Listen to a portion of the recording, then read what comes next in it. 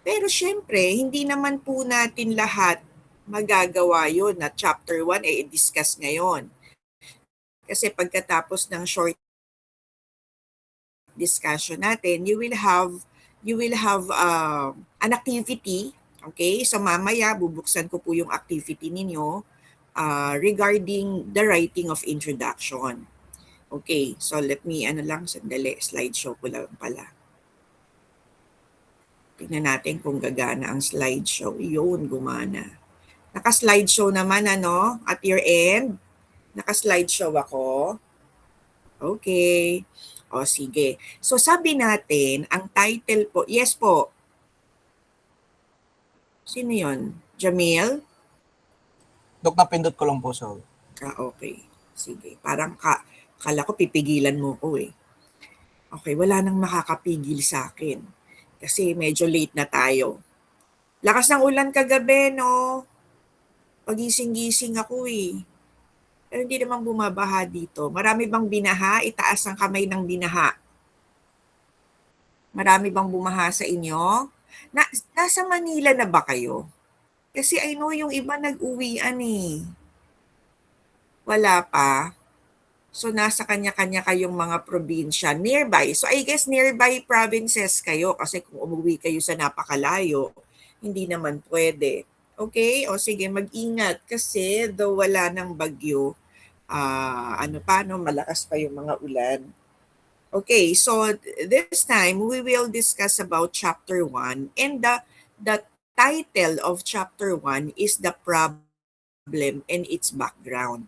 Okay, so yun po yung title po ng chapter 1 natin. Ako, ayaw gumana. Okay, so ang unang-unang lumalabas kapag ka nagbasa kayo ng chapter 1 ay introduction. Okay? So just like your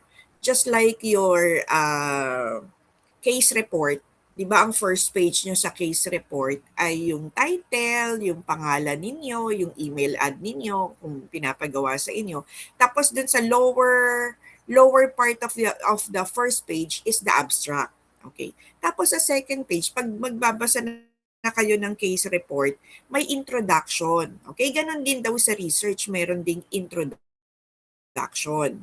Okay. So, pag sinabi nating introduction, this is the first passage in a journal article, dissertation, or scholarly research study. Okay?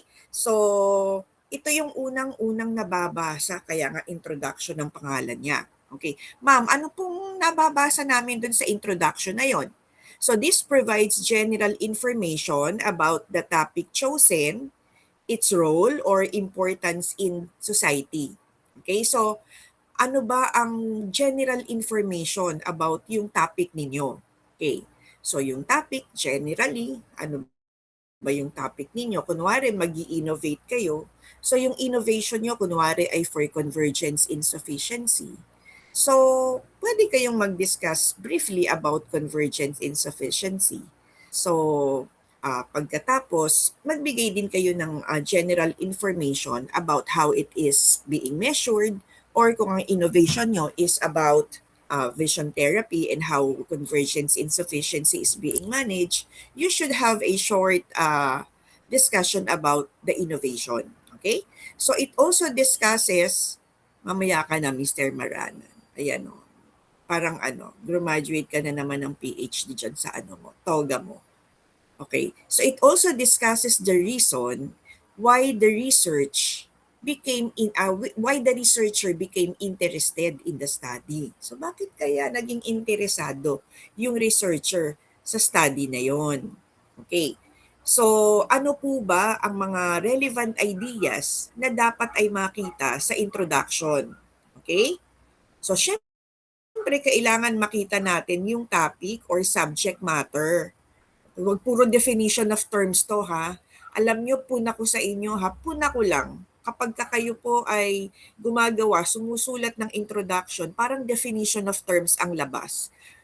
Kunwari, first, myopia. First paragraph, myopia. Kung wari yung pasyente nyo, aside from being myopic, may convergence insufficiency. Second paragraph, convergence insufficiency. And at the same time, may exophoria. paragraph, exo 4, parang definition of terms. Ang dapat, ang pagsusulat po ng introduction ay may connect as if it is a script. Okay? As a prelude to reading your research. Okay, ano po ba ang dapat laman ng introduction? Importance of the topic. Bakit importante yung topic na yun? Okay? Kasi hindi nyo naman maiisip ang topic na yun kung hindi siya important. Okay. What else? Reason for choosing the topic and purpose of the study. Yan. So generally, ganyan ang mga relevant ideas na nandun po sa chapter, chapter 1, specifically the introduction. Okay, so before tayo magpatuloy, papanoorin ko pala kayo ng video.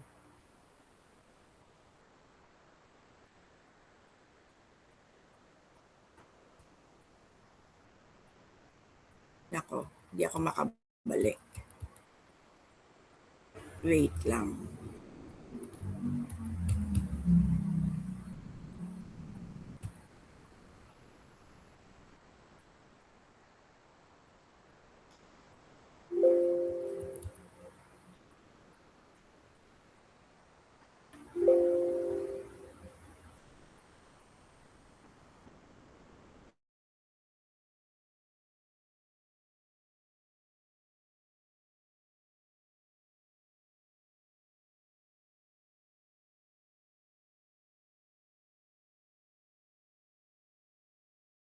Title page and abstract, the reader's first true interaction with your research paper. After the Okay, panoorin natin ito ha. Very short lang. Okay, how to write an effective research paper introduction.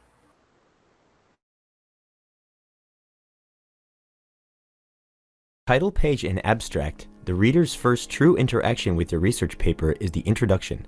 Your introduction will establish the foundation upon which your readers approach your work, and if you use the tips we discuss in this video, these readers should be able to logically apply the rules set in your introduction to all parts of your paper, all the way through the conclusion. What exactly is the purpose of the introduction? Think about your paper as a chronological story. It will begin at point A, the introduction, and move in time towards point B, the discussion and conclusion. Since your introduction includes content about the gaps in knowledge that your study aims to fill, the results you elaborate on in your discussion section should therefore be somewhat familiar to the reader, as you have already touched upon them in the introduction section. The introduction must answer two main questions. Why was this particular study needed to fill the gaps in knowledge? And why does this particular gap need filling? Imagine our entire plane of knowledge as an incomplete puzzle. The pieces snapped together are what is established or what is known. The missing piece is the gap in knowledge, or what is currently unknown. This is what your study will be helping to explain. So the context you provide in the introduction must first identify that there is a knowledge gap and what it is. It must explain why it needs to be filled, and then briefly summarize how this study intends to fill that gap and why. The introduction is one of the most compact parts of the research paper, since it is not very long but needs to essentially give a complete overview of the context in which your study is taking place, and your specific reasons for doing the study. Most tend to be around 10% of the total length of your paper. The introduction consists of background information about a topic being studied, the rationale for undertaking the study or for filling the gap with this particular information, key references to preliminary work or closely related papers appearing elsewhere, a clarification of important terms, definitions, or abbreviations to be used in the paper, and a review of related studies in which you give a brief but incisive analysis of work that heavily concerns your study. It could be a very similar study or one that supports the findings of your new study. So how should you structure your introduction? As you can see in this figure, your introduction should start broadly and then narrow until it reaches your hypothesis. The first thing you want to do is state your area of research and then immediately show what is already known. This is also known as background information. Then move on to what is unknown, the problem or gap you want to resolve. Finally, you should discuss how you will resolve this problem using a clear hypothesis. In step 1, you will show what is already known. Start with a strong statement that reflects your research subject area and ask questions or pose statements to frame the problems your study explores. You can ask general questions here to guide your readers to the problem and show them what we already know. For instance, what do we know about breathing capability of bottlenose dolphins? Use keywords from your title, the exact language of your study that is, to zero in on the problem at hand and show the relevance of your work. Avoid stating background information that is too broad in nature. You don't need to state too many obvious facts that your readers would know. If you are writing about bottlenose dolphins, for instance, you probably don't need to explain to them that mammals breathe oxygen. At the beginning of the introduction, you should also be sure to cite all of the sources that you use for background information and support. Only provide the necessary background information. Don't focus extensively on background, but use it to set up the context for doing this study. You should also review only relevant, up-to-date primary literature that supports your explanation of our current base of knowledge. In the second part of your introduction, you should answer the question, what is the knowledge gap? Here you will highlight areas where too little information is available. Explain how and why we should fill in that gap. What does this missing information do to impede our understanding of a process or system? And you should identify what logical next steps can be developed based on existing research. By showing you have examined current data and devised the method to find new applications and make new inferences, you're showing your peers that you are aware of the direction your research is moving in, and you're showing confidence in your decision to pursue this paper study. In the last part of your introduction, you will show how your study fills in the knowledge gap. This is where you state your purpose and give a clear hypothesis or objective of the study. The hypothesis is a very short, 1 to 2 sentence supposition or explanation of what will happen in your study. This is quite often written as an if-then format. If X and Y are present, then Z will occur. Here you should also try to answer the question, if we fill this gap, what useful information will the readers gain? Many researchers have difficulty when it comes to deciding when to write their introduction. It is important to consider the order you draft your research paper, for as you recall, everything else in the research paper must flow from the introduction. Therefore, because it is one of the most difficult sections to nail down, consider writing the introduction second to last, after the materials and methods, results, and discussion section, and just before the conclusion. This will ensure you effectively lay a groundwork for the rest of your paper, and you can use the research you have already compiled to ensure that everything in your introduction is pertinent and accurate. In addition to content and organization, writers of research papers should also be aware of grammar and style issues that directly affect the readability and strength of their printed work. Here are some guidelines for writing the introduction section. Try and write in the active voice when possible. This will shorten your sentences and enhance the impact of your information. Always strive for concise sentences. This will allow you to get in all of the necessary information in this compact introduction section. Use stronger verbs when possible. This also impacts sentence length and strength of writing. Be careful not to overuse first-person pronouns such as I and we. And always organize your thoughts from the broad to the specific, as we have seen in our model. A strong introduction will encourage readers to read your entire research paper and help get your work published in scientific journals. For more information and tips on manuscript writing,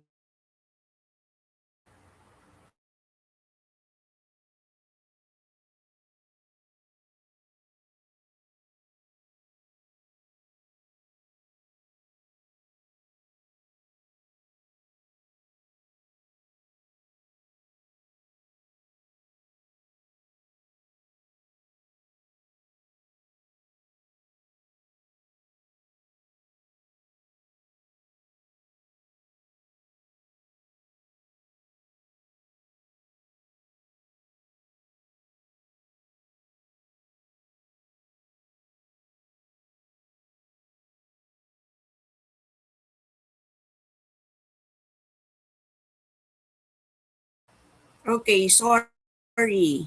Hindi na siya ma-slideshow.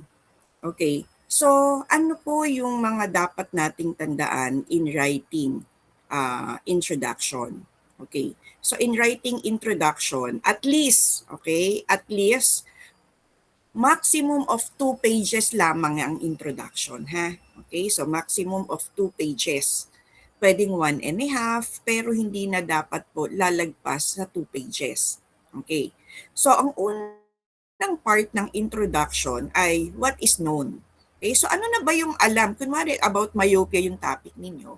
So, ano na yung masasabi nyo about myopia? Ngayon ha, yung latest. Kunwari, myopia control lang topic ninyo. So you should have a short discussion about myopia and its management. So ano na yung mga present na management. At ang pinaka-latest, kunwari ay myopia control. So, dun papasok kung ano yung unang part ng introduction ninyo, myopia and myopia control. Okay. So, next, hindi ko naman sinasabing next paragraph ha. So, pwedeng 2 paragraphs kayo dun sa what is known. Tapos, kailangan, ang laman din ng introduction ninyo is what is unknown. Okay? So, ano yung unknown? Kasi pag what is known, nagbasa na kayo about myopia and myopia control. Okay? So, among sa mga studies or research na nabasa ninyo, ano pa yung unknown? Diba parang nasabi ko naman sa inyo dito yung research gap before pa. So ano yung research gap? Okay, so maaaring may mga studies na about myopia control, gumamit ng mga myopia control lenses. So pwedeng ang gagawin ninyo, may mga combination ba ng management? So pwedeng purely myopia control lang or myopia control plus vision therapy. So pwedeng ganun na pwede niyong sabihin na may mga may kulang sa studies. Merong gap. Okay? So syempre nagbasa na kayo ng mga studies about myopia control. Ano yung gap na nakita ninyo? Okay? So yung gap na yon, ang pupunuan nyo ngayon sa research ninyo. Okay? Tapos yung pinaka last part, hindi ko sinasabing third paragraph ha. Okay, basta yung last part nito, how and why should we fill the gap? So dapat yun ang laman. Paano at bakit natin i-conduct ang study na to, filling the gap. So ano ba ang purpose, ang rationale ng study ninyo? Okay. Here's an example, sayang sana naka-slideshow ako. So here is an example. Ay shucks, hindi ko pala kayo nabigyan pa ng ano nito. Okay, bibigyan ko na lang kayo ng copy nito. Wala pa pala kayong copy nito. Okay, so ito parang ano lang ha, sample lang ito ng research introduction. Okay, nakalagay dito yung naka-highlight po ng blue ay nagsasabi what is known. Okay? So dito sinasabi what is known yung worldwide prevalence ng myopia. So makikita nyo rito na hindi naman siya definition of terms ang introduction. Okay? So ang introduction is like a story.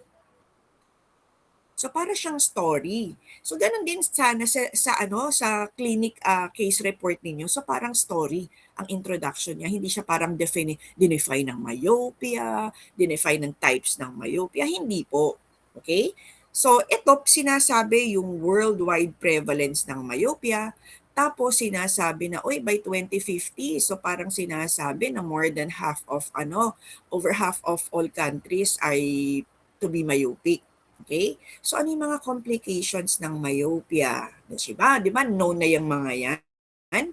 Okay? So ano na yung mga studies na nagawa about prevalence of myopia sa mga lugar na? Okay? So yun yung known. So ano yung unknown? Kasi sa second paragraph ninyo ha. So pwedeng maraming paragraphs or pwede namang 3 paragraphs lang. Basta kailangan makita po yung what is known. Okay? So ito, what is unknown? No data are available about myopia trends in children in multi-ethnical urban areas of the UK. So ibig sabihin, may mga myopia management trends na ginagawa sa ibang area. Okay, progressive area ng UK, pero sa mga multi-ethnic urban areas ay wala pa. And that is the gap. Okay? Kaya, alam naman na yung mga myopia trends myopia control, ortho-K, di ba? Pwedeng ganun ang gawin. So maaaring sa mga cities. Pero how about dun sa mga rural areas. Pwede, di ba? Pwedeng wala pang ginagawa. So, pwedeng ganun ang focus ninyo. Sabi ko naman sa inyo, original pa rin yung research ninyo. Basta may research gap. Okay, ay ginawa ito among male o sa research ko gagawin ko about female naman or male versus female. So, pwedeng ganon. Okay, so yun po yung what is unknown. Okay, yung last part ng introduction ninyo would be how and why should we fill the gap? Okay? So nakalagay dito, we therefore. So sana iwasan natin gumamit ng mga pronoun na ganyan. So dapat third person. The researchers therefore carried out a retrospective evaluation of the prescription for glasses issued at the hospital over the last 10 years. Okay? The researchers aim to determine whether there has been an increase in the proportion of children requiring glasses for myopia and to evaluate the proportion of children in whom myopia progress, including the rate of the progression. So ito parang retrospective study ito eh. So parang tinitingnan nila, retrospective, so parang for the last 10 years, titingnan nila yung mga glasses, yung mga amount ng refractive error na in-issue sa clinic nila. Okay? So, at pwede rin naman na ngayon yung mga mga batang yon na chinek nila before, i-check nila uli ngayon. Meron bang progression ng myopia? Okay, so dati ordinary single vision lenses lang ang binigay. So ngayon, magbibigay kami ng myopia control lens. Okay? So parang before and after, o kaya naman ginawa dati, so puro single vision lang ang binigay. Ngayon, bibigyan namin ng myopia control, isang grupo, myopia control, isang grupo, ay ortho-K. So pwedeng ganun. Basta hindi pa ginagawa at research gap po siya. Okay? So ganun po yung paggawa ng introduction. Okay? So ngayon, here is your activity. Okay? So ano po ba ang activity natin? Ito, babasahin ko na lang wait.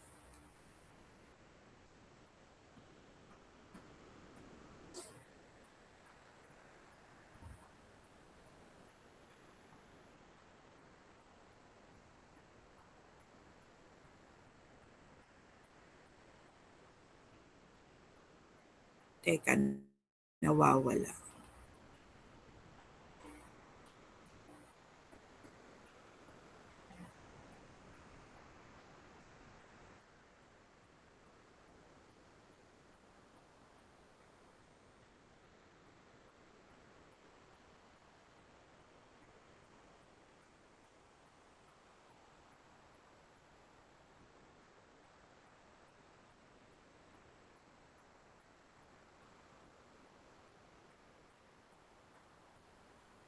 Okay, o tingin po tayo dito.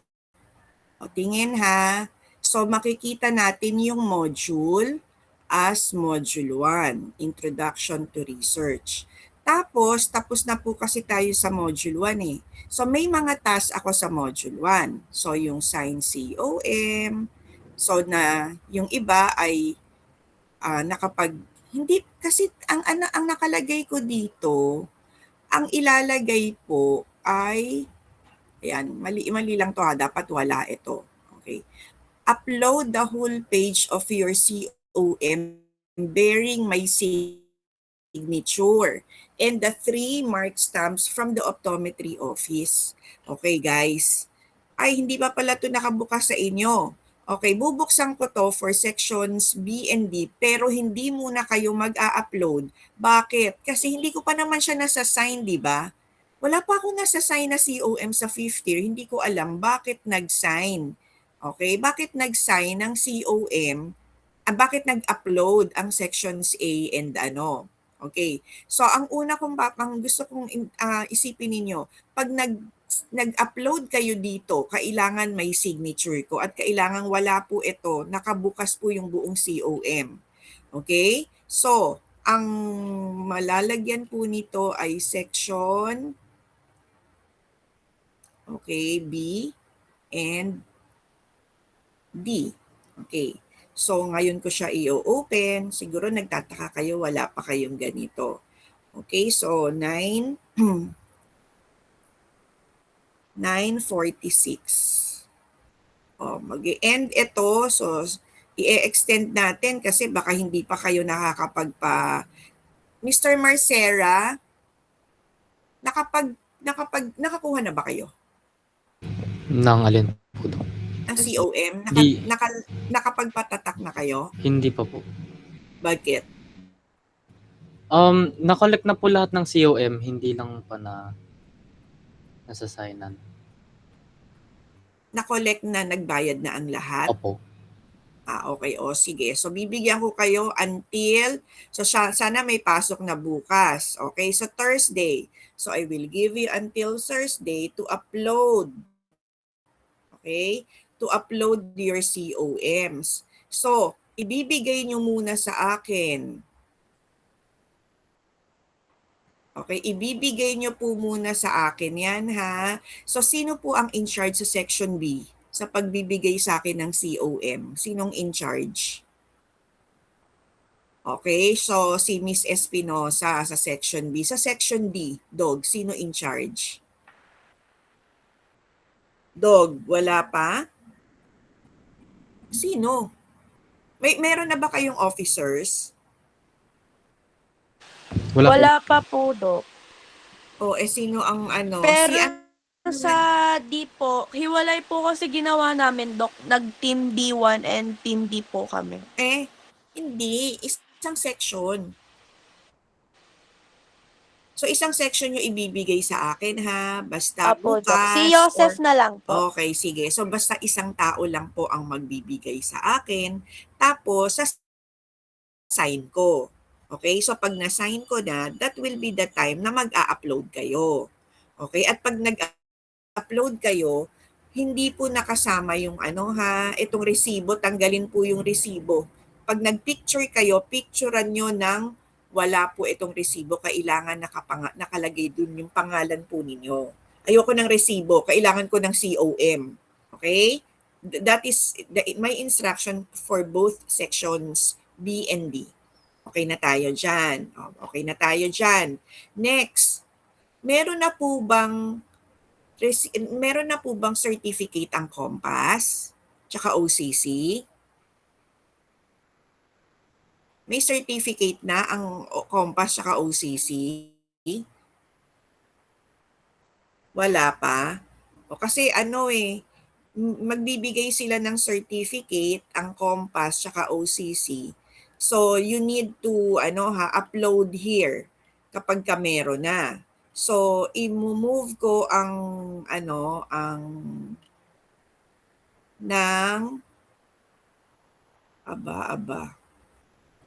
August na, wala pa.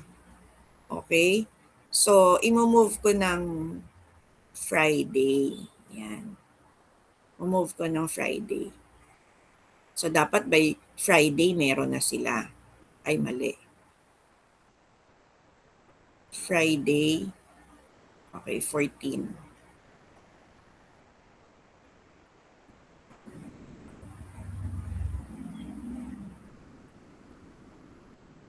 Sinong taga-Compass dito? Meron bang taga-Compass? Kasi inaayos daw yung buong university. Kasi pang buong university. Yes po. External VP po ako sa Compass. Ano yon? Sa Compass po ako, Doc. Oo, sa Compass. Ano pong alam natin sa Compass? Paano magbibigay ng certificate? Ang sabi po sa amin nung officer po nung wide is this week na daw po aayusin po yung mga certificates, Doc. Nag-aantay din po kasi kami, Doc. Ayan. Hanggang kung this week ayusin ng Compass saka OCC ang certificate, gusto ko certificate ng Compass saka OCC. Okay? Actually, mayroon pa kayong isang membership na kailangan pala. Okay? Ang isang membership na yon ay yung Red Cross. Hindi ko sinasabing kayo ay kayo ay mag-training ng Red Cross. Kailangan yung mag-member ng Red Cross para kasi yung yung training ng Red Cross, kasi bakit? Ang Red Cross training kasi ay requirement for internship. Ma'am, di pa naman po kami intern eh. Pero bago kayo, sa summer, bago kayo mag-intern, kayo po ay magti-training ng Red Cross. At ang priority ng Red Cross pala na i-train ay yung mga members. So kaya pala medyo nahihirapan yung mga previous batches na magpa-schedule sa Red Cross kasi hindi sila member ng Red Cross nung 5th year sila. Kaya ngayon, nakausap ko na si Dean, sabi ni Dean, kailangan daw lahat kayo ay mag-member ng Red Cross para yung Red Cross training nyo sa summer, next summer, ay ma-prioritize kasi requirement po iyon for internship. Okay? So maglalagay pa uli ako ng isa dito, ha? Okay? So that is your task 2. Okay, that is for module 1. Ano pa po ang kasama sa module 1? Pre-task, quizzes, and assignment. Okay, so mukhang hindi ako magbibigay ng assignment sa module 1, pero magbibigay ako ng quiz. Okay, hindi pa po tayo nagko-quiz. Remember, ang klase natin online. So nag-class tayo online yung unang klase natin at natapos ko yung module 1. So, within the week, ako po ay magi-schedule sa inyo ng ng quizzes, okay, for module 1. So, you prepare for 2 quizzes for module 1. Kailan ko ibibigay? Checkin ko po yung schedule ninyo na sasabay sa schedule ko na available tayo pareho. Doon ako magbibigay ng quiz for sections B and D. Okay tayo dyan? So, madadagdagan pa po ito. Okay, so kaya ang lalabas dito, meron tayong quiz 1 and 2. Okay, so ito ay hindi ninyo nakikita. Hindi nyo po ito nakikita, ha? Ako lang ang nakakakita nito kasi hindi ko pa siya napapublish. Okay, so iba-iba po yung quizzes ninyo. Tapos, quiz, ito yung part 2 naman. Quiz 1 and 2. Basta, buong module 1 aralin po ninyo at magpapatawag ako within the week ng quiz. Okay ba tayo dyan? Okay. Next. The problem, ilagay ko to dito sa ilalim. Kasi, baka malito kayo. Nasa module 2 na po tayo. Ayan. Okay, nasa module 2 na po tayo, nandun po yung introduction of the study. Okay? Tapos susunod-sunurin ko na tong discussion na to pag nagkita tayo. Pero magkakaroon po kayo ng assignment muna for module 2. Ito po yung assignment ninyo. So ano po yung assignment ninyo? Ayan, ang nakasulat. Submit here a copy of one full text of a published study related to your research topic. So I know you have your research topic already. Nakagrupo na ba kayo? Nakagrupo na ba? Yan. So nakagrupo. Ilan kayo per group? Ilan ang members per group? 7 po. Doc, may 6 po, may 7 po sa Ayan. amin. Kapag 6 kayo, okay, by pair po kasi ito. So by pair ha. So kung 6 kayo, from the same research group, okay, must be pero must be submitted individually.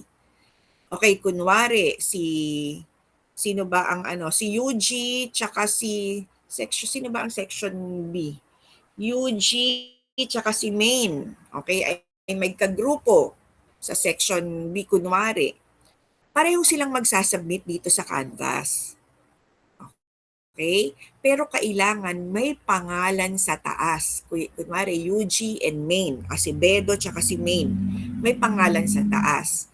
Okay? So, anong gagawin po ninyo? Submit here a copy of one full text of a published study related to your research topic. Okay, full text ha? Okay. Hahanapin nyo po yung introduction part. Siyempre, nasa unahan lang naman yon. Okay. Shade the whole paragraph that corresponds to the following components of the research introduction. Ano ba yung mga components natin na dapat nandun sa research introduction? Light blue, what is known. Lalagyan nyo, i-highlight nyo lahat ng about what is known. Okay? Pink naman, what is unknown. Ano po yung gap that you want to fill. Yellow, how and why should we fill the gap? Okay? So, ito po yung introduction ninyo ay inyong i-highlight yung buong paragraph. Okay? Or kung dalawang paragraphs man siya, dalawang paragraphs for the blue. Kunwari, isang paragraph lang for the pink, dalawang paragraph for the yellow. So, ganon. Okay? So, by pair po, kailangan yung submission po ninyo ay may pangalan yung pareho. Okay? So, indicate the title of the study and journal where the study was published. Okay? Kung kayo naman po ay 7, kung kayo po ay 7 sa grupo, 2 grupo po ang tigda-2 at isang grupo ang tig-3, ay isang grupo ang 3 members. O, kapag 6 kayo sa grupo, tigda-2 kayo. Pero iba-iba ng study ha. Okay? Iba-iba ng study. Baka naman 2 estudyante nag-submit nito. 2 study, basta tungkol sa topic ninyo. Okay? Anything about your topic. Kasi gusto ko lang kayong matutong mag-identify ng laman ng content ng introduction. Okay po ba tayo dyan? Meron po ba tayong tanong? May katanungan po for this? Walang tanong. Okay? So, ito po ay i-open ko na sa inyo. So, for sections B and D, available now. 10 o'clock magbubukas to. 10 o'clock until tomorrow, 11:59. Okay? So, makikita niyo na po yan sa module 2. Okay? Do you have questions? Wala nang tanong? Okay? So, kung wala na pong tanong, gawin nyo na ngayon. Maggrupo-grupo na kayo. Maghanap na ng online. Maghanap kayo ng mga studies. At hanapin nyo na kung ano yung mga components ng introduction.